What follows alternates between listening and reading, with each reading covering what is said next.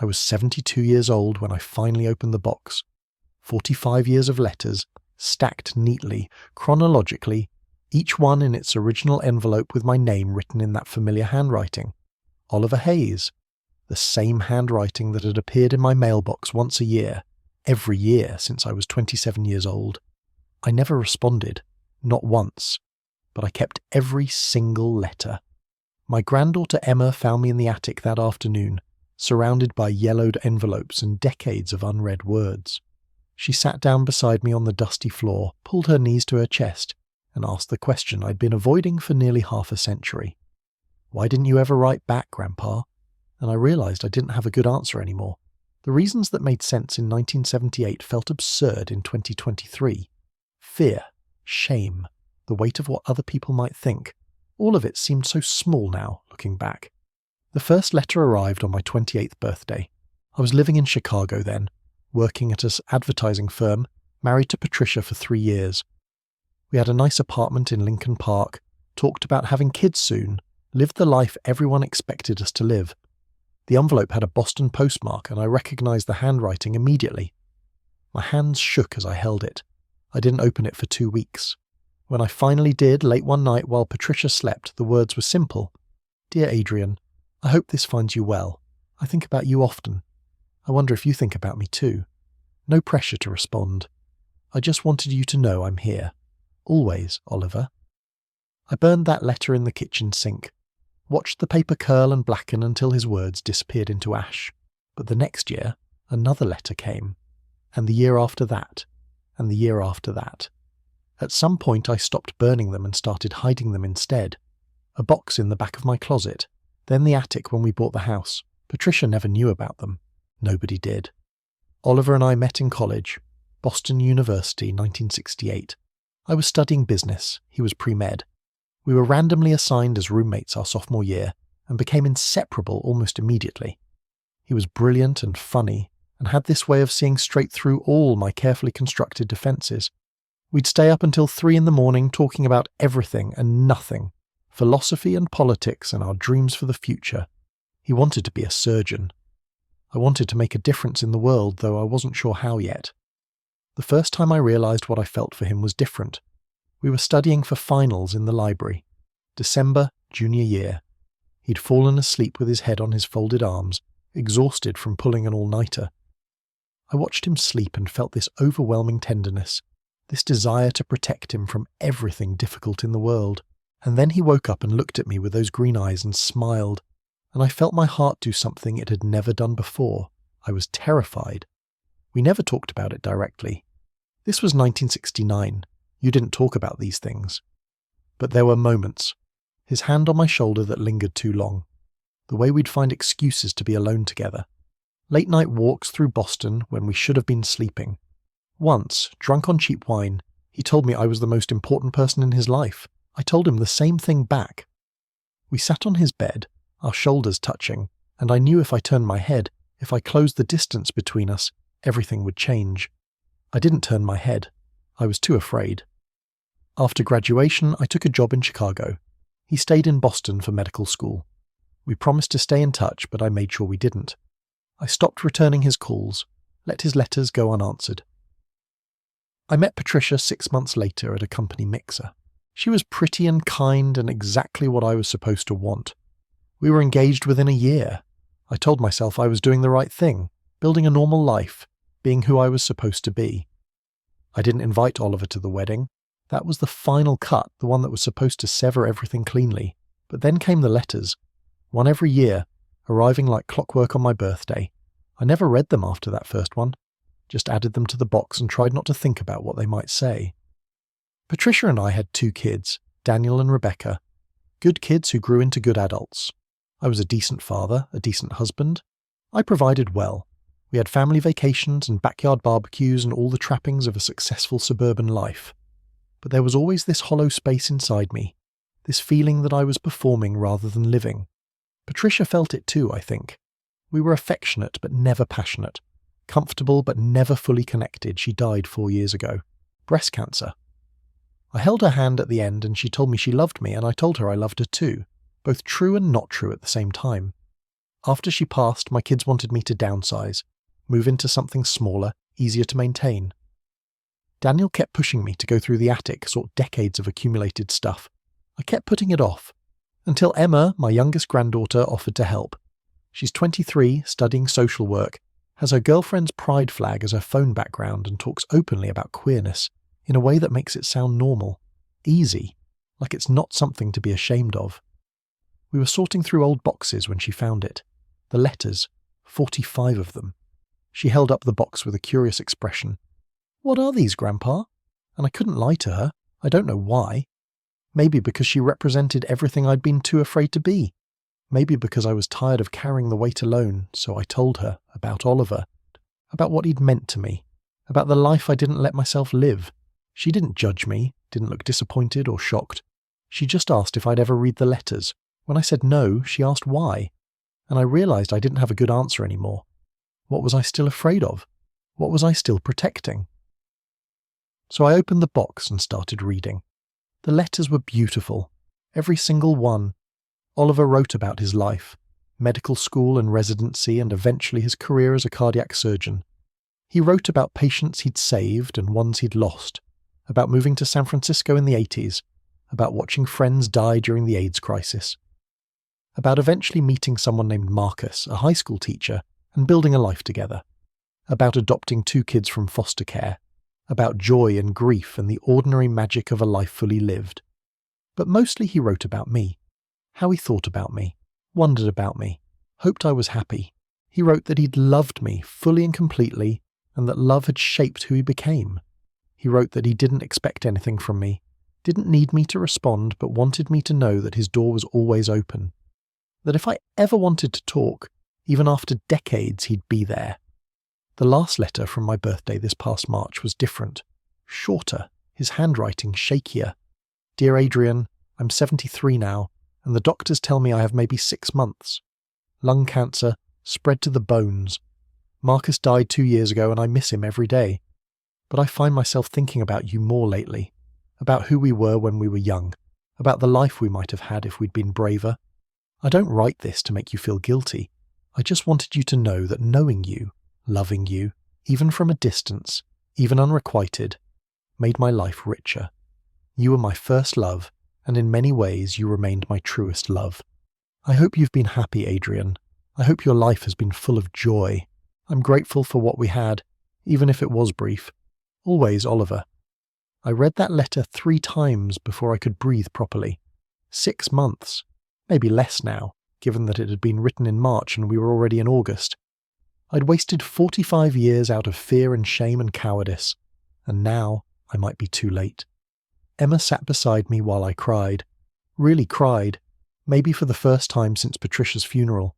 She put her arm around me and said, "Grandpa, it's not too late. You could still write back, you could still call him." And I thought about all the reasons why I shouldn't. I was 72 years old. Oliver was dying. What was the point? What good would it do now? But then I thought about Oliver's words, about living a full life, about being brave enough to be honest, and I realized I'd spent 72 years being afraid, and I was tired, so tired of hiding, of pretending, of living half a life. I wrote back. It took me 3 days to find the right words. I told him everything. About how I'd felt in college but been too afraid to admit it. About the life I'd built that was real but incomplete. About keeping his letters all these years, unable to throw them away but too scared to read them. About regretting my cowardice. About wishing I'd been braver. About wondering if it was too late to tell him that I'd loved him too, that I'd always loved him. I included my phone number. Emma helped me mail it. Then I waited. He called 4 days later. I almost didn't answer when I saw the Boston area code. My hand hovered over the phone for 3 rings before Emma grabbed it and thrust it at me. "Answer it, Grandpa. Be brave."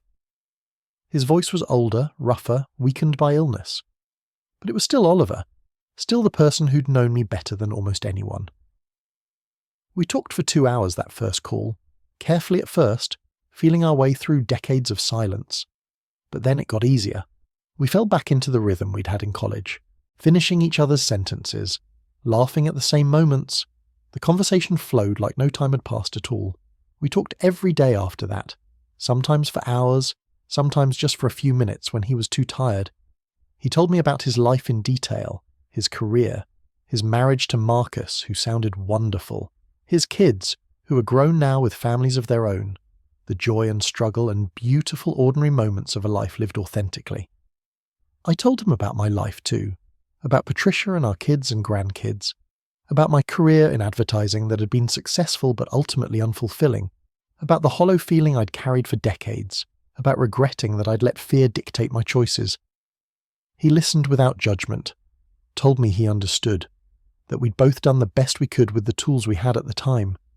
3 weeks after that first call, I bought a plane ticket to Boston.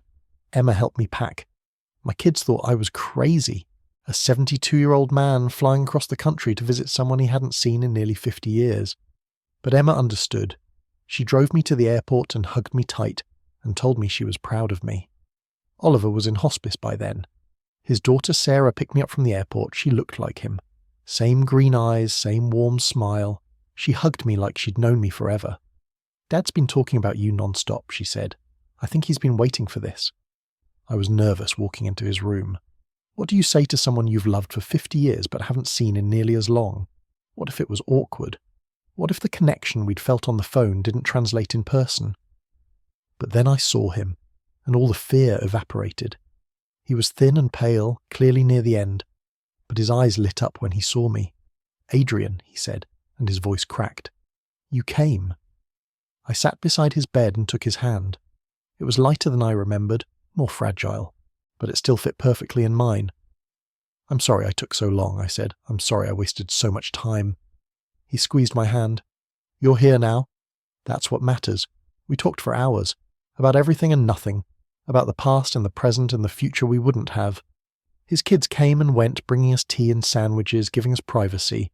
They were kind to me, welcoming, treating me like I belonged there, like I'd always belonged there. At one point, Oliver looked at me with those green eyes and said, "I need to tell you something. I never regretted loving you, even when you didn't write back, even when I thought I'd never see you again. Loving you made me a better person. It taught me what I deserved, what I should look for. It led me to Marcus, to my kids, to the life I built. So thank you." I was crying by then, ugly crying. "Thank you for not giving up on me," I said. "Thank you for sending those letters even when I never responded. Thank you for showing me what bravery looks like." I stayed in Boston for a week, spent every day at Oliver's bedside. We talked and laughed and sometimes just sat in comfortable silence, holding hands. His family embraced me, included me in everything. They understood what I'd meant to him, what he'd meant to me. There was no judgment, only acceptance. The night before I was supposed to fly home, Oliver squeezed my hand and said, "I'm glad you came. I'm glad I got to see you one more time. I'm glad we got to say everything we needed to say." I kissed his forehead, something I'd wanted to do for 50 years. "I love you," I said. "I always have. I'm sorry it took me so long to say it." "I know," he whispered. "I always knew." He died 2 days after I got home. Sarah called to tell me. Said he'd been peaceful at the end. Said he'd been happy. Said my visit had given him something he'd been waiting for. Closure. Connection. The knowledge that what he'd felt hadn't been one-sided after all. I flew back for the funeral. Met his whole family, his friends, the people who'd made up his rich and full life. Everyone welcomed me, treated me like I mattered, like my presence meant something. His son gave me one of Oliver's favourite books, inscribed with a note, for Adrian, who my dad never stopped loving. "Thank you for coming back to him. I'm 73 now. I've been going to a support group for older LGBTQ folks who came out late in life or are still figuring things out. Emma comes with me sometimes. I've made friends, started living more honestly, started letting people see all of me, not just the parts I thought were acceptable. I keep Oliver's letters in a wooden box on my nightstand now. Sometimes I reread them. Marvel at his patience, his kindness, his unwavering love. I wish I'd been braver sooner. Wish I'd given us a chance when we were young. But I'm grateful for the time we had at the end. Grateful we got to say everything we needed to say. My kids don't fully understand, but they're trying. Daniel struggles with it more than Rebecca. But they both tell me they want me to be happy. Emma tells everyone her grandpa came out at 72, and she's never been more proud of anyone in her life. I think about Oliver every day, about the life we might have had, but also about the life he did have, full and rich and authentic. He didn't let fear stop him from being who he was, from loving who he loved, from building something real. I'm trying to do the same now. Better late than never, right? I'm dating someone. His name is Frank. He's 75, a retired teacher. We met at the support group. We take things slow, hold hands at the movies, have dinner twice a week. It's gentle and sweet and nothing like what I had with Patricia. It's more honest, more fully me. Sometimes I wonder what Oliver would think if he could see me now, finally living authentically, finally letting myself love and be loved without shame. I think he'd be happy for me, proud of me. I think he'd say it's about damn time. I wish I'd written back sooner, wish I'd been brave enough to love him openly when we were young. But I'm grateful for his persistence, for those 45 letters that kept the door open, for his belief that I was worth waiting for, even when I didn't believe it myself. If you're reading this, if you're holding back from telling someone how you feel, if you're hiding who you are out of fear, please don't wait as long as I did. Don't let decades pass. Don't miss your chance to live fully and love openly. Life is too short and too precious to spend it pretending to be someone you're not. Oliver taught me that, even from a distance, even through letters I didn't read for 45 years. He taught me that love is worth the risk, that authenticity is worth the fear, that it's never too late to be brave. I'm 73 years old, and I'm finally living the life I should have lived all along. I wish Oliver was here to see it, but in a way he is. Every day I choose honesty over hiding. Every time I hold Frank's hand in public, every moment I let myself be fully seen. Oliver is there, his love, his patience, his unwavering belief that I was worth waiting for. That made all the difference. It took me 45 years to write back, but I'm grateful I finally did. Grateful for the time we had, however brief. Grateful for the lessons he taught me. Grateful that love, real love, can wait decades and still be there when you're finally ready to accept it. Thank you, Oliver, for everything, for never giving up, for showing me what courage looks like, for loving me even when I couldn't love myself. I carry you with me always.